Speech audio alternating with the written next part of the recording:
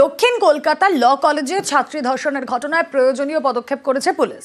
বিভিন্ন তথ্য প্রমাণ সংগ্রহ করা হয়েছে আর তার ভিত্তিতে কড়া ব্যবস্থা নেওয়া হবে জানালেন কলকাতার police commissioner Manoj Verma. South Calcutta law কলেজে যে কেস হয়েছে ওটা পুলিশ তদন্ত করছে। দ্রুত করে এফআইআর করা হয়েছিল।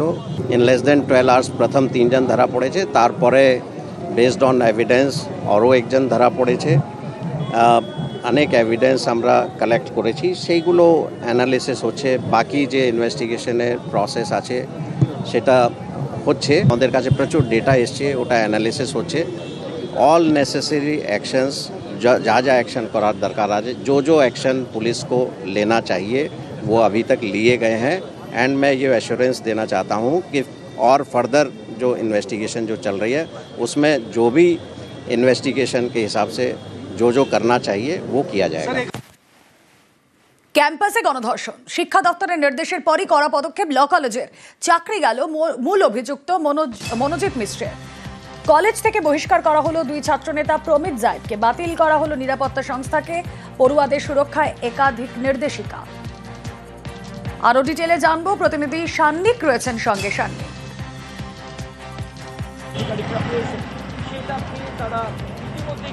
রুমেলা, এই আজকের পরিচালন সমিতির যে বৈঠক, সেই বৈঠকের দিকে প্রত্যেকেরই নজর ছিল। আর সেই বৈঠকে মোট 9 জন যে পরিচালন সমিতির সদস্য, তার মধ্যে আজকে 6 জন উপস্থিত ছিলেন।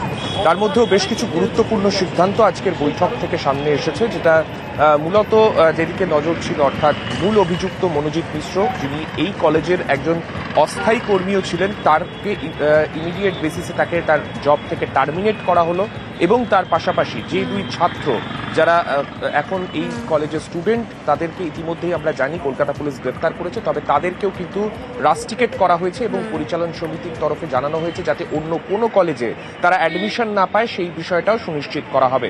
এর পাশাপাশি যে সিকিউরিটি এজেন্সি এই গোটা কলেজের সিকিউরিটির দায়িত্বে ছিল, তাদেরকে সরিয়েও নতুন সিকিউরিটি এজেন্সিকে দায়িত্ব দেওয়া হবে, তেমনটা কিন্তু জানানো হয়েছে পরিচালন সমিতির বৈঠক থেকে। পাশাপাশি সিসি ক্যামেরার সংখ্যা বাড়ানো এবং কলেজ আওয়ার্স সকাল 7টা থেকে দুপুর 2টোর মধ্যে কলেজ আওয়ার্সের বাইরে যাতে কেউ কলেজে না থাকে, সেই বিষয়টাকে কিন্তু সুনিশ্চিত করা হবে। সেই বিষয়টাও আজকের বৈঠকে উঠে এসেছে। রুমেলা, বেশ, যে ঘটনা ঘটেছে তার জন্য কড়া ব্যবস্থা চাই এবং প্রশাসনকে আমরা সব ব্যাপারে সহযোগিতা করব।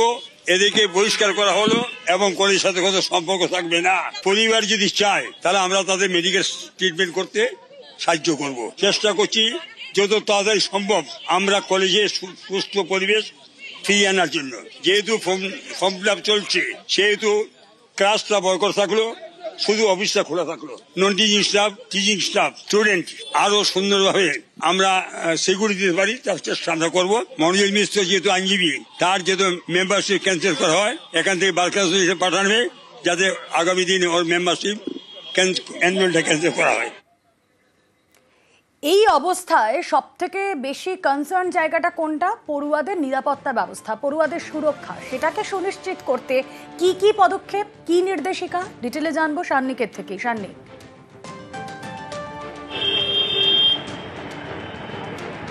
দেখো, পড়ুয়াদের যে সুরক্ষা, সেই বিষয়টার দিকে আলাদাভাবে কলেজ নজর দিচ্ছে এবং পরিচালন সমিতির বৈঠকেও আজকে কিন্তু সেই ইঙ্গিতই মিলেছে। যেমনটা বলছিলাম, যে সিকিউরিটি এজেন্সি এই ঘটনার সময় দায়িত্বে ছিল, তাদের কর্তব্যে গাফিলতির যে প্রমাণ মিলেছে, সেই বিষয়কে সামনে রেখেই এই সিকিউরিটি এজেন্সিকে আপাতত কলেজ থেকে বরখাস্ত করা হচ্ছে। অর্থাৎ তাদের যে সঙ্গে যে ক্লজ ছিল, যে কন্ট্রাক্ট ছিল, সেই কন্ট্রাক্টকে ইমিডিয়েট বেসিসে টার্মিনেট করা হচ্ছে। পাশাপাশি নতুন সিকিউরিটি এজেন্সিকে এনে এখানে আপাতত রাখা হবে। এর পাশাপাশি রাতের দিকে মহিলা নিরাপত্তা রক্ষী, তাদের একজনকে এই কলেজে থাকার ব্যবস্থা, সেই বিষয়টাও যেমন সুনিশ্চিত করা হচ্ছে, তেমনি কলেজ আওয়ার্স সকাল 7টা থেকে দুপুর 2টো, এর বাইরে কোনো অধ্যাপক, কোনো কলেজের কোনো ছাত্র, কোনো প্রাক্তন ছাত্র কেউ যাতে কলেজ প্রেমিসেসে না থাকেন, সেই বিষয়টাও সুনিশ্চিত করতে হবে। সেই বিষয়টাও কিন্তু আজকের পরিচালন সমিতির বৈঠকে সামনে এসেছে। এর পাশাপাশি যে সিসি ক্যামেরা আমরা দেখেছি, এই কেসের ক্ষেত্রে পারিপার্শ্বিক তথ্য প্রমাণের ক্ষেত্রে অত্যন্ত গুরুত্বপূর্ণ ভূমিকায় দেখা গেছে। সেই সিসি ক্যামেরার সংখ্যা আরও বাড়াতে হবে, সেই বিষয়টাও আজকের বৈঠকে উঠে এসেছে। রুমেলা, বেশ, গভর্নিং বডির সদস্যদের উপরও মনোজিতের প্রভাব, দাবি পরিচালন সমিতির সদস্য হরিপদ বণিকের। তিনজন যে মূল অভিযুক্ত তার মধ্যে দুজন হচ্ছে আমাদের বর্তমান ছাত্র, তাদেরকে রাস্টিকেট করা হয়েছে। একজন আমাদের অস্থায়ী কর্মচারী, তাকে আমরা টার্মিনেট করেছি। আমরা এই সানফ্লাওয়ার যে সিসিটিভি এজেন্সি তাদেরকে আমরা ফোকাস করেছি। নতুন এজেন্সি থেকে আমরা কলেজের ভেতরে এবং বাইরে সাফিসিয়েন্ট নাম্বার অফ ক্যামেরাস আমরা কিন্তু লাগাবো। মহিলা একজন নিরাপত্তা রক্ষী যাতে থাকে সেই সিদ্ধান্ত আমরা নিয়েছি। Head of the institution vice প্রিন্সিপালের হাজব্যান্ড এখানে ডক্টর এস.এস. চ্যাটার্জি আছেন, একটু জিজ্ঞেস করুন। বহু অভিযোগ আছে, কিছু বেরিয়েছে, মানে গাছের পাতা নড়েছে মানে বাতাস ছিল। আপনাদের উপরেও দাপট কি ছিল মনোজিতে? ইয়েস, একজন নতুন নিউ অ্যাডমিশন স্টুডেন্ট থেকে শুরু করে একজন সিনিয়র টিচার পর্যন্ত সব ক্ষেত্রেই ছিল। এবং শুধু মনোজিৎ নয়, ইন্টারনাল যারা মেম্বাররা আছে তাদেরও, জিবি মেম্বার খুব প্রভাবশালী, তাদেরও ছিল। মনোজিৎ গভর্নিং বডি রেকমেন্ডেশনে চাকরি পেয়েছিল, তার যে প্রোফাইল তাকে একবারও খতিয়ে রাখা হয়নি। এটা collective decision of the governing body. এটাকে ব্যক্তিগতভাবে দায়ী নয়। প্রেসিডেন্ট করে সুপারিশ করেন, প্রেসিডেন্ট সবাইকে ট্রেনে নয়, যেমন আমরাও চিনি। এটা নিয়ে কাটাছাড়া করতে চাই না। ও তথ্য গোপন করে দরখাস্ত করেছে। দরখাস্তে এসব কিছু লেখা ছিল না যে আগে কোথায় কি মারামারি করেছে, সমস্ত টিভি থেকে আমরা জানতে পারছি। কলেজে মাঝে মাঝে মারপিট করতো, তো ওর সার্ভিস টার্মিনেট করা হয়েছে এবং যে কমাস ও চাকরি করেছে ওর টাকাটা কলেজকে ফেরত দিতে হবে। বেতন ফেরাতে হবে মনোজিৎকে। কসবার ল কলেজ থেকে বরখাস্ত মনোজিৎ, অস্থায়ী কর্মীর পদ থেকে বরখাস্ত কলেজে। বেতনও ফেরাতে হবে গণধর্ষণে অভিযুক্ত মনোজিৎকে। কথা বলবো, প্রতিনিধি সোমরাজ বন্দ্যোপাধ্যায় রয়েছেন সঙ্গে। গভর্নিং বডির বৈঠকে মনোজিৎ সংক্রান্ত আর কি সিদ্ধান্ত গৃহীত?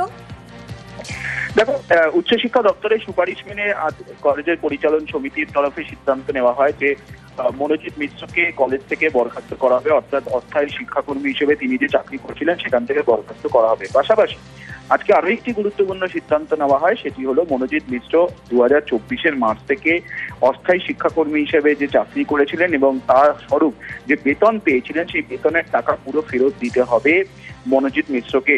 তেমনটাই সূত্র মারফত জানা যাচ্ছে এবং কলেজের পরিচালন সমিতির বৈঠকে এটাও সিদ্ধান্ত নেওয়া হয়েছে যে তিনি যেহেতু এখন কলকাতা পুলিশের হাতে গ্রেফতার হয়েছেন, তাই তার পরিবারকে চিঠি পাঠিয়ে এটা জানানো হবে। তুমি জানো যে 45 দিন অন্তর অন্তর মনোজিৎ মিশ্র যে অস্থায়ী শিক্ষাকর্মীর চাকরি করছিলেন তার রিনিউয়াল হতো এবং তিনি ক্রমশই তার যে মেয়াদ ক্রমশই রিনিউয়াল হচ্ছিল এবং সেই জায়গায় দাঁড়িয়ে তিনি যত টাকা কলেজ কর্তৃপক্ষের তরফে পেয়েছেন অস্থায়ী শিক্ষাকর্মী হিসাবে পুরোটাই তাকে ফেরত দিতে হবে বলেই আজ পরিচালন সমিতির বৈঠকে সিদ্ধান্ত নেওয়া হয়েছে। বেশ।